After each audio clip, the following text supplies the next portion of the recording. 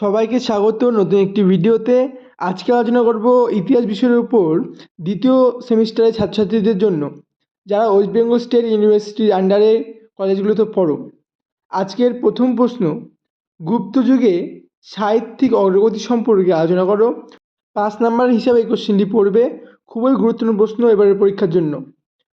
দ্বিতীয় দাগের প্রশ্ন, গুপ্ত যুগের ভূমিদান ব্যবস্থা সম্পর্কে আলোচনা করো।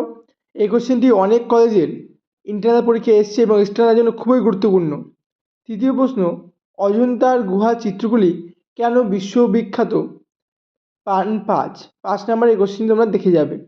পরবর্তী 4 দাগের প্রশ্ন, খুবই গুরুত্বপূর্ণ প্রশ্ন, ভারতের তুর্কি আক্রমণের সাফল্যের কারণগুলি কী কী ছিল তা আলোচনা করো। খুব গুরুত্বপূর্ণ প্রশ্ন, প্রশ্নটি সকলে পড়ে যাবে। পরবর্তী 5 দাগের প্রশ্ন, গুপ্ত যুগ কেন ভারতের ইতিহাসের সুবর্ণতম যুগ?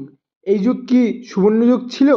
এই কোশ্চেনটি পরীক্ষায় আসবেই, কার্যত নিশ্চিত, সকলে পড়ে যাবে এই কোশ্চেনটির মান 10-এ আসবে।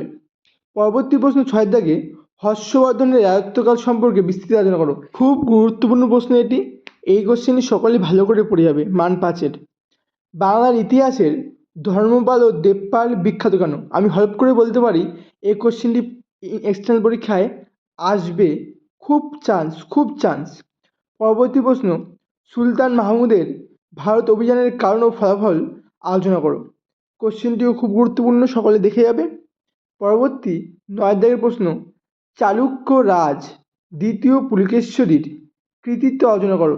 এই কোশ্চেনটিও খুবই গুরুত্বপূর্ণ প্রশ্ন।